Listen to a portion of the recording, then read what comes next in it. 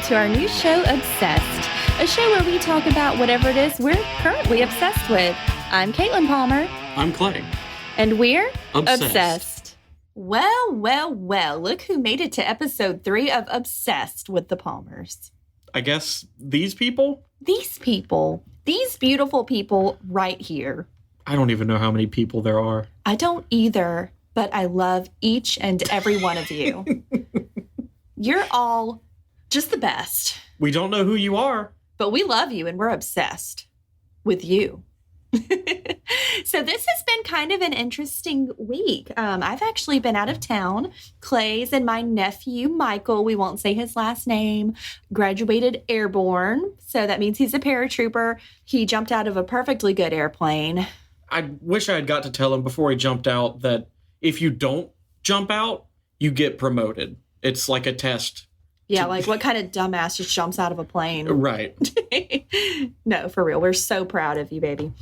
And we're so proud of you, all of you listeners, for whatever you've accomplished this week. Adulting is hard and it sucks.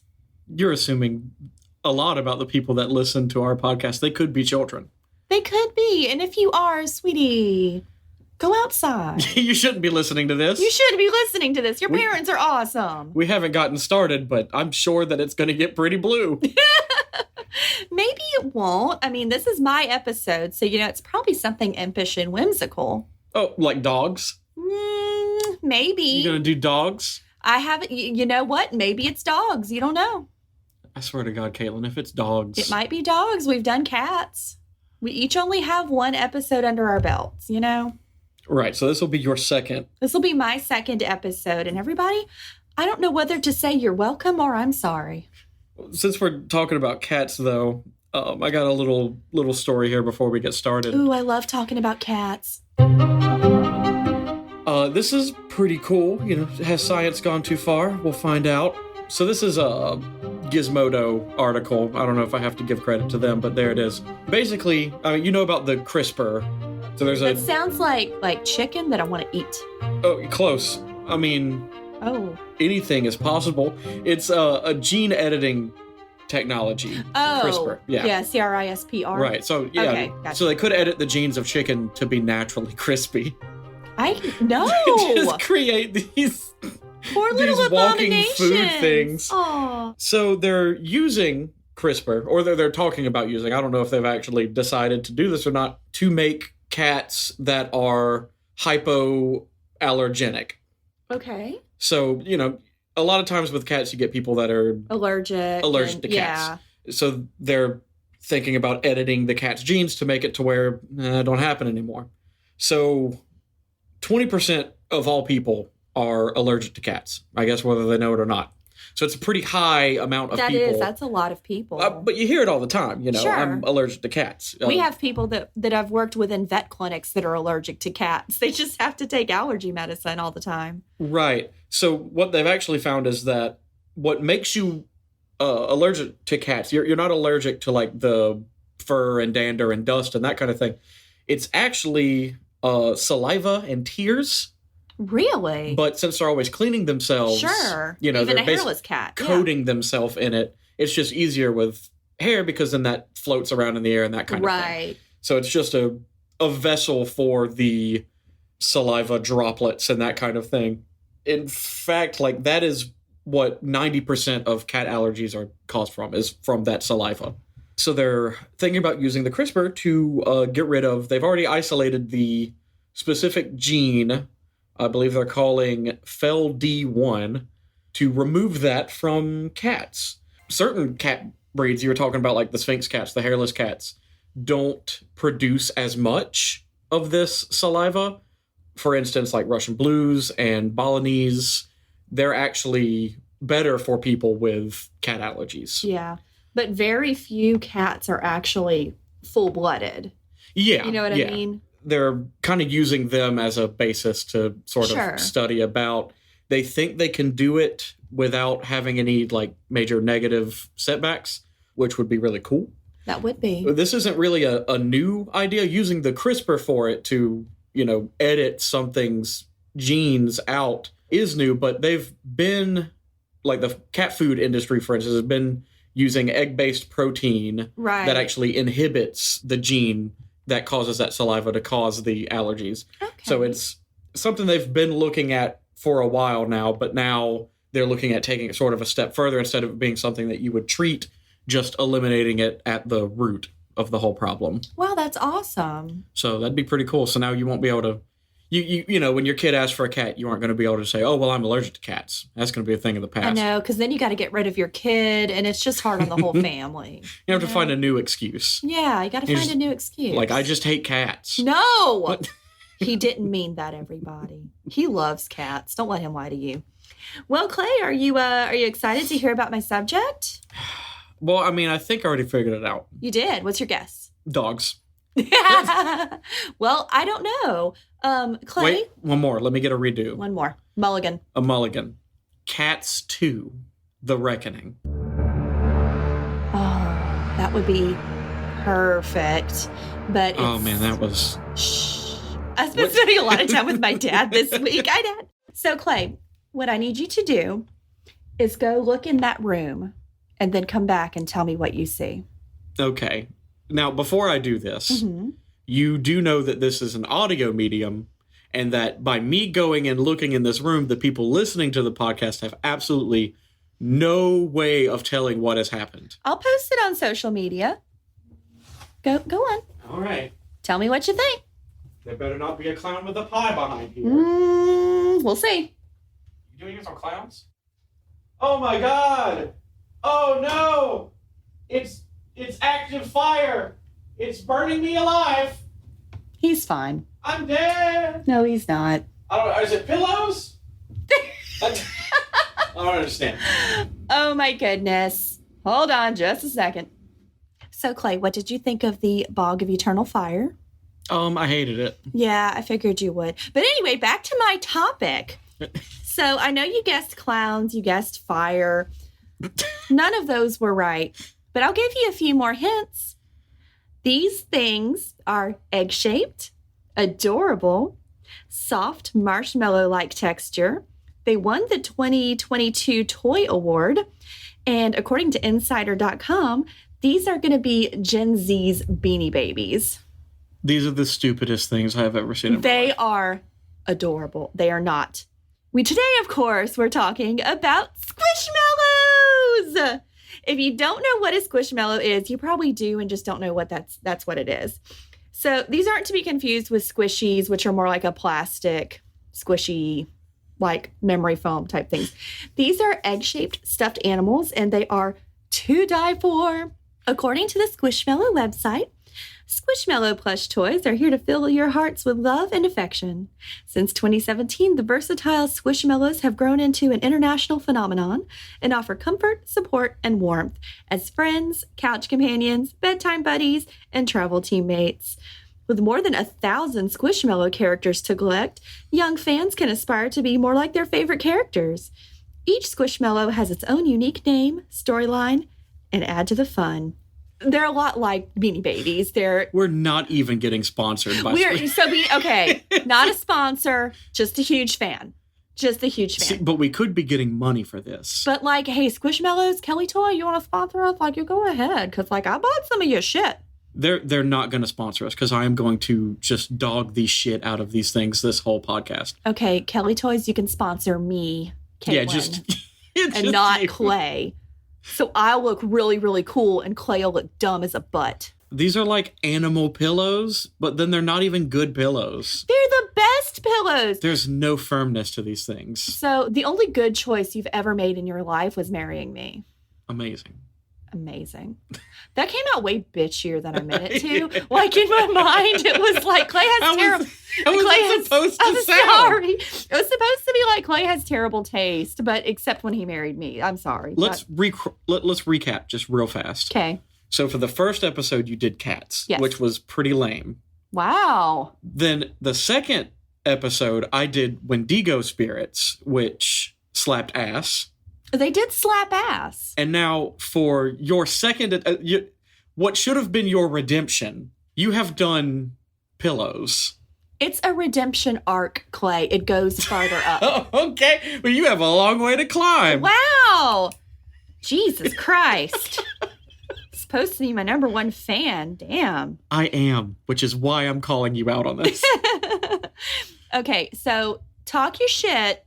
I will. But these are hot. They're so hot right now. So Jonathan Kelly, who founded Kelly Toys, he came up with the idea of Squishmallows on a trip to Japan. He wanted to create a, quote, soft, cute, and kawaii plush, just like the ones he saw in Japan. Kawaii. He came up with the idea when he went to lay down at night and saw his pillow. And pretended it was also a cat.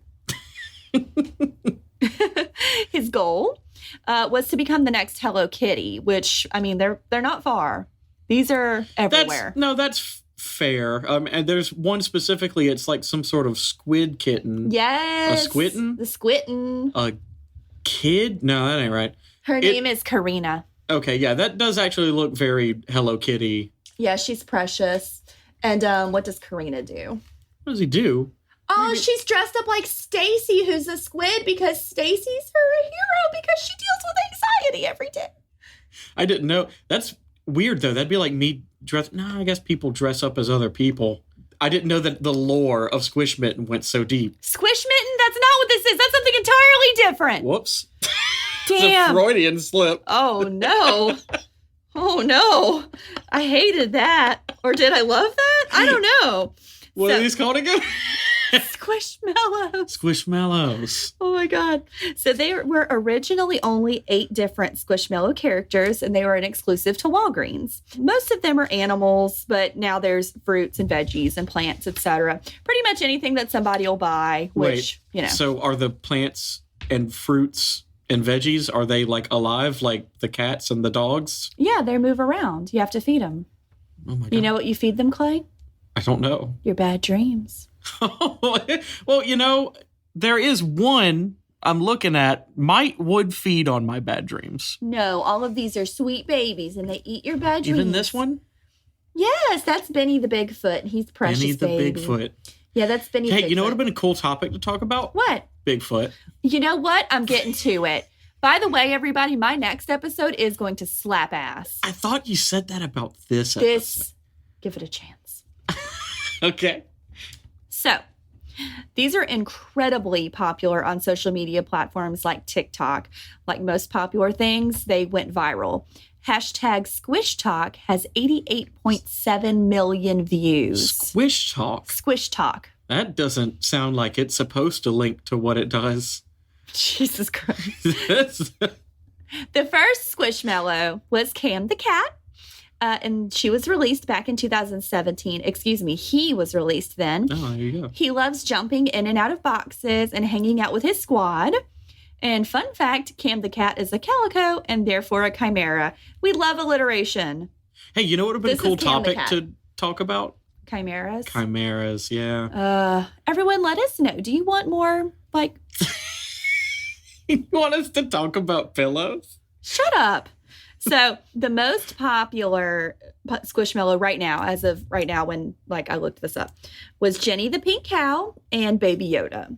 Because they've now expanded to Disney. They have Disney characters. They have anything you want can be a Squishmallow. Yeah, I imagine they probably sell an ass ton of Baby Yodas. Who even buys these? Who are they for? Me. Yeah. Me. So I actually have a story. I was researching what I wanted to do my subject of. And I was thinking about Squishmallows because they are so wildly popular. And even I like them. And I went to TJ Maxx and I went to check out with this little guy. His name is Nathan. He's a little orange cat and he loves tacos. So I was at TJ Maxx and I was like, oh my gosh, it's a sign. It's a cat because we had just done our cat episode and it's a Squishmallow. So I got it. I went to go check out. The little fucker, sorry, Dad. The little fucker at TJ Maxx goes, aren't you a little too old for these? And I was like, aren't you a little too old to be such a shit? Whoa, bro. Don't shame me. I almost lied and said, oh, no, it's for my daughter. But then I was like, no. So they were originally marketed to kids. But the majority of people in the Squishmallow community, because it's a whole community, are in their 20s and 30s. So people of all ages collect and enjoy Squishmallows, except for Clay. Except I'm the only one. You're the only one in the whole world. You talk about how they're supposed to be the next Beanie Baby, and I do kind of get they're up much larger than a Beanie Baby, but well, they come in different sizes. This right, is the I see smallest you got this one. This is tiny little. Yeah, this is. Oh gosh, I forgot his name. Oh, I'm so sorry. This is Ray the shark. He's got an eye for fashion, fun, and capturing the perfect moment with his friends. And he was a Valentine's gift from my friend Ashley. Hi, Ashley. I think it would have been cooler if, like, actually his hobbies included, like, collecting debts from people who didn't pay him back. Oh, that would be dope. Since he's a shark. Yeah, or he was like a really mean lawyer. Right. Yeah. But he's not. He's a sweet shark. But these do look kind of like big Beanie Babies. Right. I mean, you see the parallel. Yeah, I mean, they even got the tags that hang off the ear. Right. And they have names and they have little stories. And biographies. Right. I have one of these that's a misprint we'll get to in a little bit. Like maybe it's worth money. I don't know. Your collector's item. My collector's item. We're going to get to that too. So I found this interesting quote from Palmer Hash. He's a writer for the Insider.com. Squishmallows have risen in popularity in the past year, with casual fans and collectors alike posting about them on TikTok, Tumblr, and Reddit. On TikTok, the hashtag Squishmallows hashtag has over 553 million views, and the r/Squishmallows subreddit has over 12,000 members. Of course they have a subreddit. They have a subreddit. So they really got popular back in 2020 on social media, especially TikTok. My theory, the pandemic. These were originally at Walgreens. Walgreens is one of the few places that stayed open. That tracks, I suppose. And, you see something, and I don't know about everybody else. Maybe this is why I'm sick all the time. But when I see something that looks soft, I got to touch it. And there have been studies shown that if you hold something for more than 10 seconds, you're more likely to buy it. So that's another theory as to why. I mean, I love them. I think they're adorable. So their subreddit passed 5,000 in the first few days of 2021. Now, at the beginning of March, there's over 12,000 members who share their collections, exciting finds, struggles with difficult to obtain Squishmallows, etc. Oh, yes, the super rare Squishmallows. Ah, yes. The Moby Squishmallow. You open a pack and one might be holographic. That would be so cool. So a lot of the videos, you're like, what can you really do with these guys? Most of the videos are about like arranging your bed where you can fit them all, or going Squishmallow hunting. Not going to lie, I've scrotally watched Squishmallow hunting videos. Scrotally? Scrotally. So there is this one girl, and it was really, really cute video because she was looking for this giant, giant cow, and she went to Costco, and they had just gotten boxes, but the boxes weren't open yet. And I liked it because she was not like a little child. She wasn't as old as me, but we're not going to talk about that.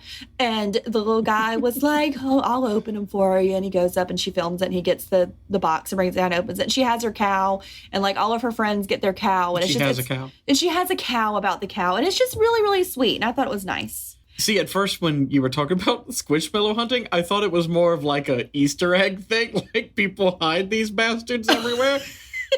And then you talked about like this giant cow, and it's like, I mean, that should have been pretty easy to find. That should have been pretty easy to find. I would think that would be pretty easy. Yeah, you need a master ball to get those. So, to be fair, a lot of people loved and collected them before they went viral. But they're saying that the rising popularity, it's making it harder to find the ones that they want. So the people who were in it from the beginning now are like, now I can't find a goddamn cow because of so-and-so on damn TikTok. TikTok. These damn Gen Z's buying up all my big-ass Beanie Babies. They're not that big, and they're not beanie.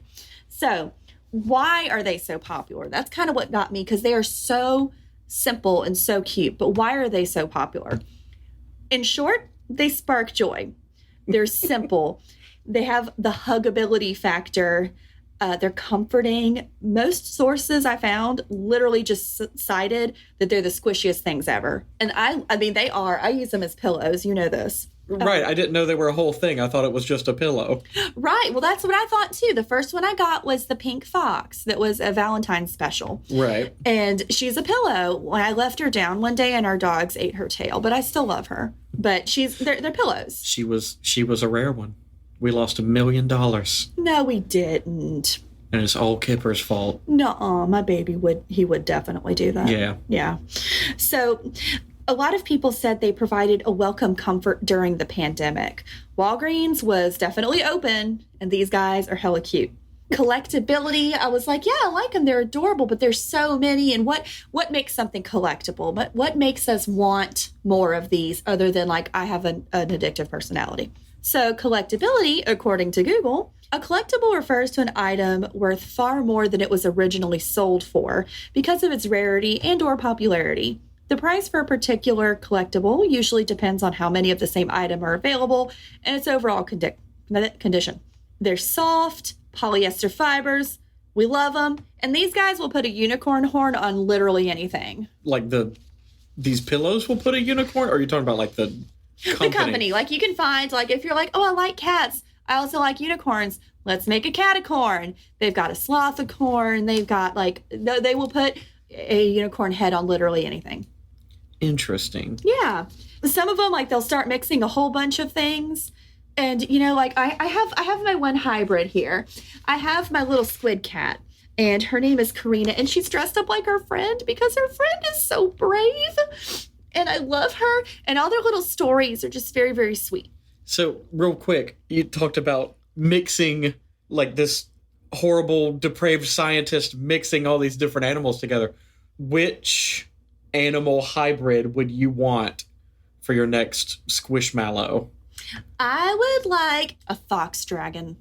A fox dragon? Yes. You've played Monster Hunter. Yes! That's a Mitsuzune. Right. No, you've got to come up with your own thing. You can't just rip off of Monster Hunter. I don't have any creative That whole series is about mixing creatures together and then making them big.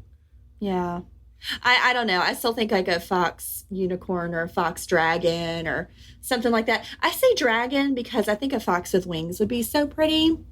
You don't really see that. Yeah. So like maybe like a flying Mitsuzune. That'd be cool. Or a fox snake. You could do I love foxes. Fox snake would be strange. I would be kind of like a ferret. It would basically be a ferret, I guess. Squishmallows, you should definitely make a ferret. They haven't? I don't think so. We're going to have to look that up. So there are some scammers. So like most things that get popular, there's a lot of people that'll be like, hey, here's the rare ass Squishmallow. And it's got your not. Great Value. Yeah, you got your Clover Value, your Great Valley. Great Valley. You got your Clover Valley and your Great Value Squishmallows. So wait, so what are they? What are the knockoff Squishmallows called?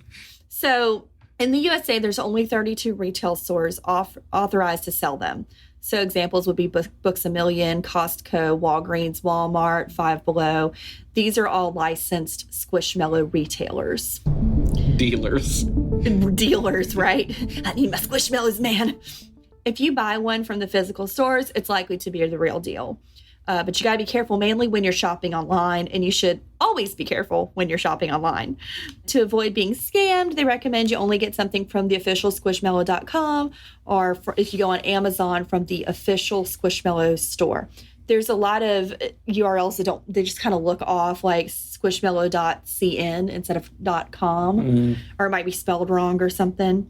I read somewhere that all the real Squishmallows have 3 tags, but none of these have 3 tags. Mine all have 2.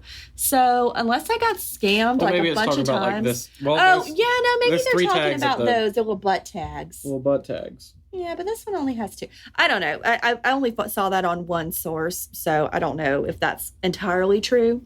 There are similar products that are not Squishmallows, but try to be Squishmallows.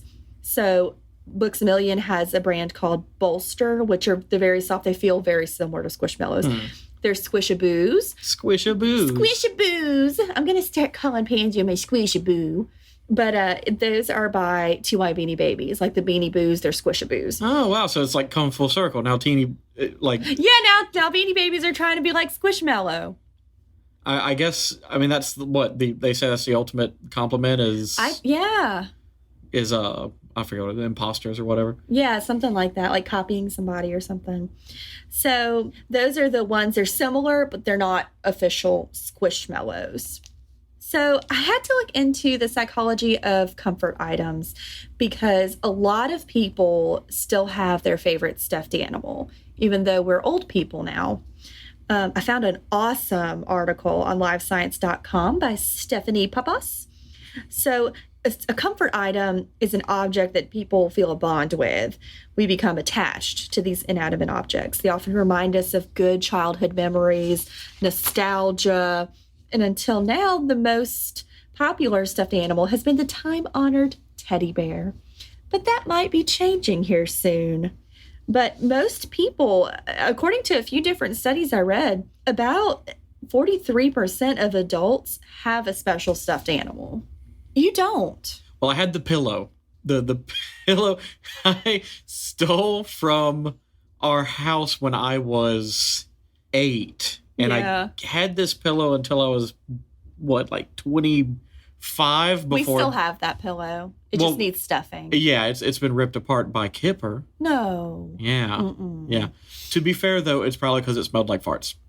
It probably does smell like farts. Because I had a pretty jank-ass computer set up for a while with my laptop on a desk, and I had one of those metal fold-out chairs, so the only cushion I had was this pillow. Oh, remember when I went to college and I had super separation anxiety, which also, by the way, stuffed animals have been shown to help with separation anxiety. But you gave me that pillow to take with me to college, and you sprayed it with your perfume, not your perfume, sorry, your cologne, so it wouldn't smell so much like farts. I sprayed it with my perfume. Yeah, my butt perfume. Your butt perfume, but then you also sprayed it with Gravity. Right, my signature cologne. His signature cologne, so it smelled like Gravity and farts. But more Gravity. They got a show called Gravity Farts. Gravity Farts, yes. So, Clay, is there anything else you would like to know about Squishmallows? You know, I love them so much. I cannot think of a single question to ask about these fucking pillows. Long story short, people, there's a lot worse things you can do than collect stuffed animals. Do what makes you happy. You know, you're not hurting anybody by buying a lot of stuffed animals that are also pillows. Well, hold on. You bought all these? And that's all for today, folks. Oh, no, that's not going to do. But for real, do what makes you happy. But if you come across Mario the German Shepherd, definitely save him for me because I need him. Is he worth a lot of money? Probably. I don't know. Well, they're not going to save him for I'm me. kind of a casual collector. So before we go any further, I do want to talk about my little misprint baby. I have in front of me, his name is Bronte.